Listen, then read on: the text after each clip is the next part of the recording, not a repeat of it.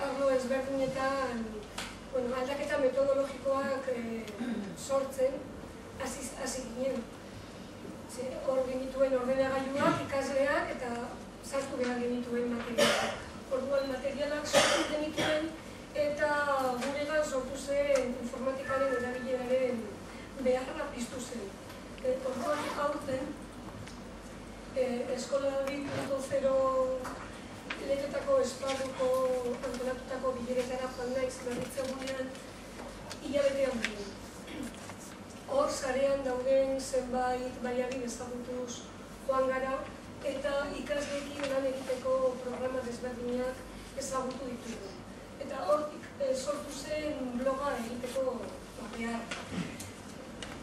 Baina ez nuen nahi blog bat erakusteko bakarrik, nahi nuen zerbait erabiltzeko. Zerbait ez nekienean nola egiten zen ikasle zemei esaten nieto, zemeek esaten ziatela zaila. Inork ez du begiratzen, orduan. Eta pentsatu nuen, pozez, begiratuko dute eta erabiliko dute. Orduan, nik nola antolatu dut, badarra batean, hemen...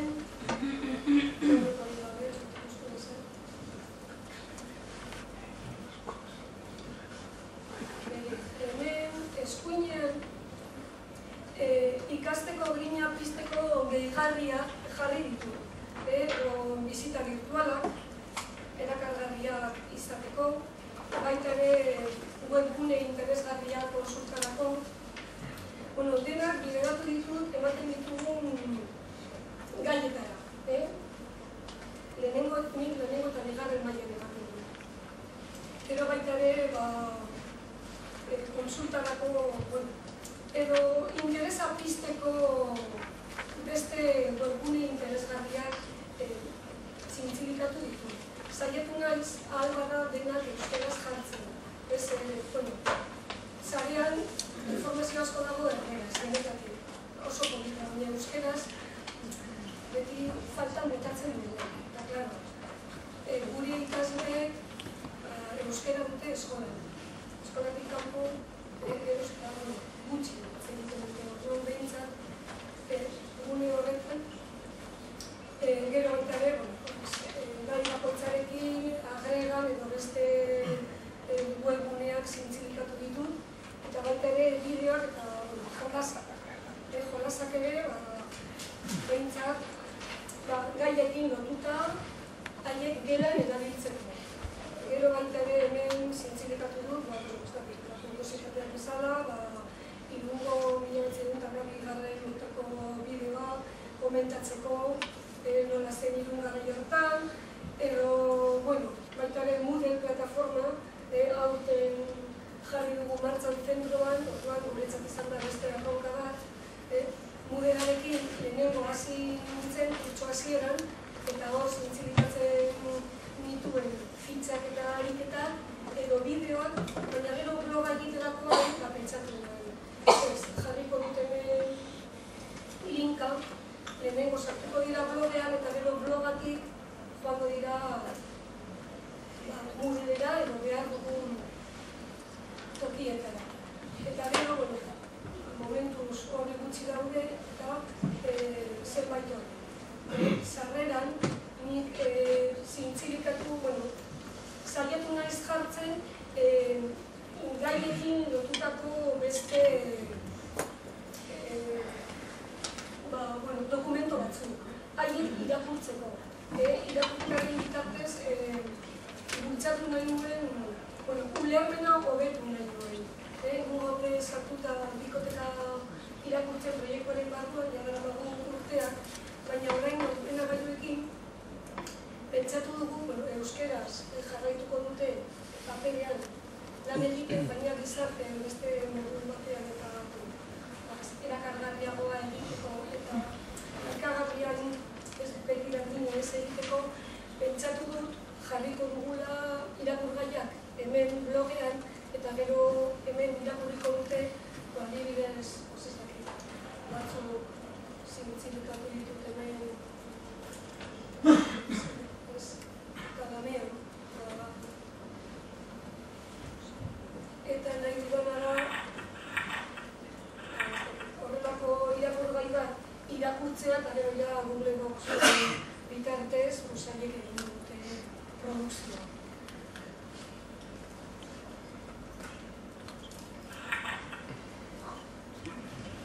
Gero,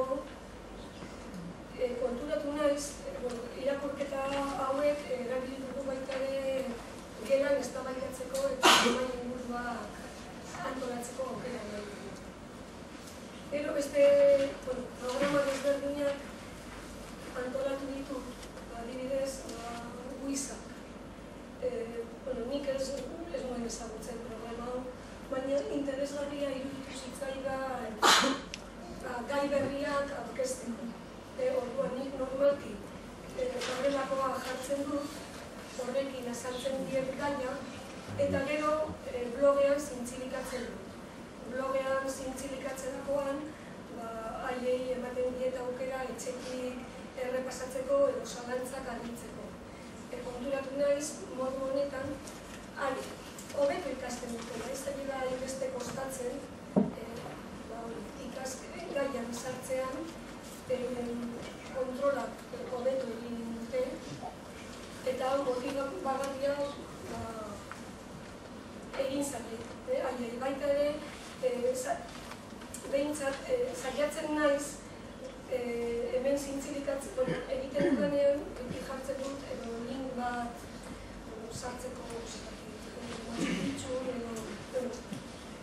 erakargarria izan. Bideoak ere aukera ematen dut jartzeko, eta bera da, bideoak normalak ikusatzen zaten. Horrela, batzuk, esaten duzuena, adibidez, haiek ondo hartu dute, adibidez, baita ere bere ikasketak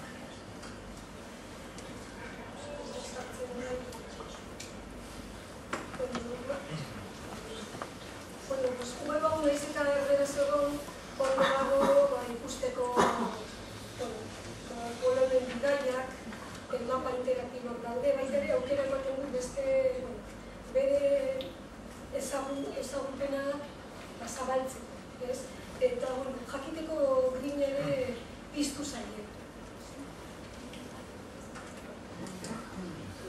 Oso erakargarriak izan direnez, haiek ikasi, galdetu zidatenean nola egiten zen, erakusten zuten ikasi, orduan lehenengo mailakoentzat zaitza nola iruditu zitzaidan ez gero, haiek egin zuten paisaia naturalari buruz PowerPoint bat, taldetan antolatu zuten, gero gela inguruan asko azalpenak egiteko.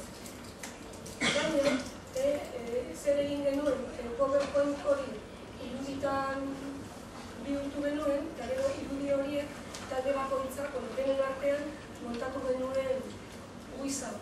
Ez jarri zuten, paisaia naturalak zer ziren, eta gero talde bakoitzak aukeratu zuen nola jarri bere irudia. Aurkezteko beste erabat desberdina, eta gero haiek hemendik ahozko azalpenak egin zuten. Beste batzuk aukeratu zuten horrela, haude modu honetan, edo besteak horrela pasatzen. Eta ja, bigarren mailakoekin, pentsatu nuen, haiek posible zutela, hobeto haiek, hauek, iaz ere, zentro pilotu, proiektu pilotuan eragin zituzten ordenagailua, orduan, pentsatu nuen haiek egingo zutela Wizbanda. Hemen zintzelikatu ditut bi, dira oso komplikatuak, hasteko, haiek aukeratu zuen gaia, eta gero montaia guztia haiek egin dute. Erreza da, ez da, komplikazio gehiagorik, ikusi dela, nahi duguna. Ez oso erreza hau bezala, programa honekin, aukera asko ematen dira. Horrelako gauzak hain gustatzen zaila, posibilidad egin eta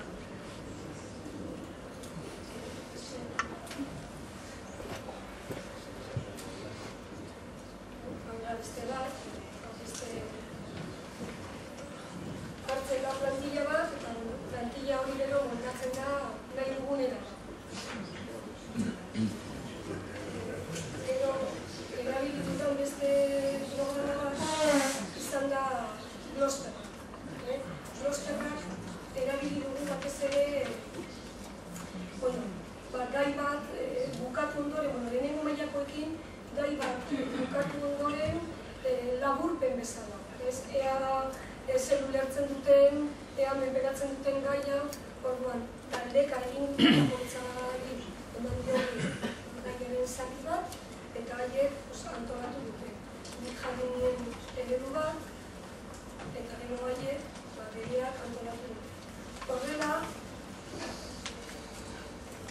alde batetik, bere ideiak antolatzen eta laburtzeko sistema bat izan da, eta beste batetik ahozko aurkezpenak ere egiteko, ze askotan beti azken momenturako guztien ditu.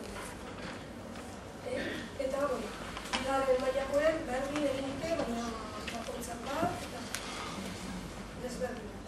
Gustora hartu dute. Glosterra hori dago, ez dugu zer instalatu behar, dena online egiten da, eta interneten bertan gune batean gordetzen da, eta erotik, bakarrik altan behar da. Eta gero, beste programa bat niri asko gustatu zaidana, izan da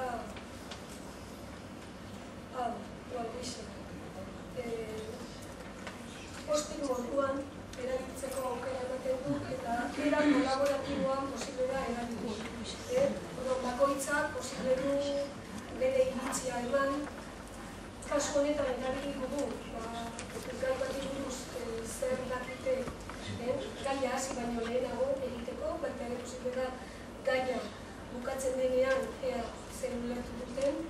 Baina baita ere gustatzen zait dudak, posible dituztela gai bati buruzko dudak azaltzeko aukera ematen duenako. Usten ditu argazkiak sartzen, baina baita ere adibidez igotzen. Orduan, eta gero vistoso gelditzen da. Gero,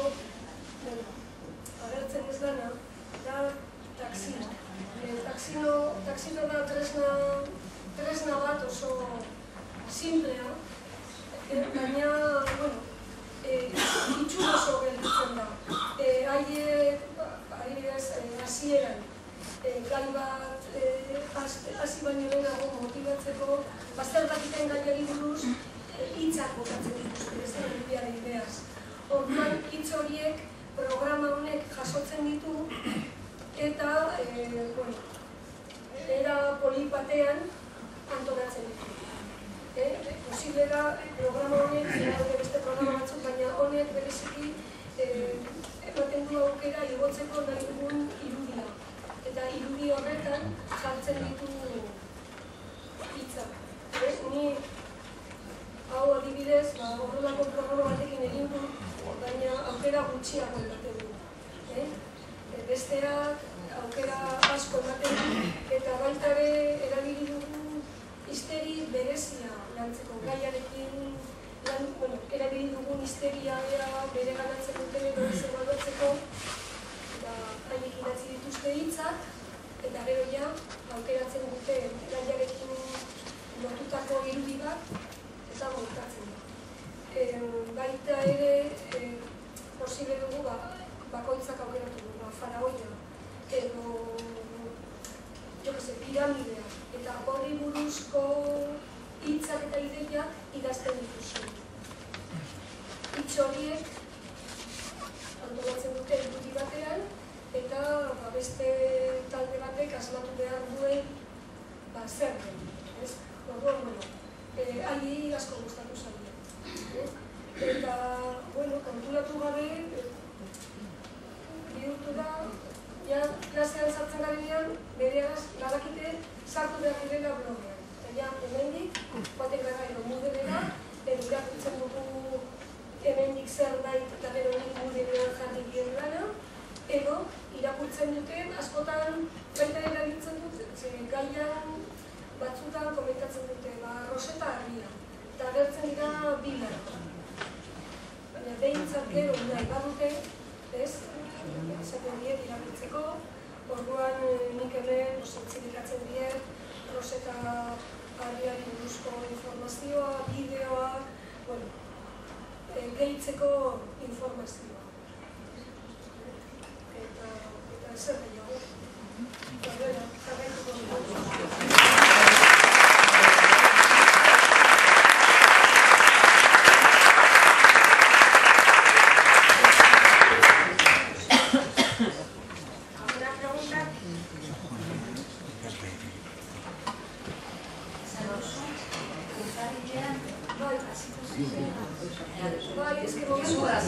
Egia da? Egia da?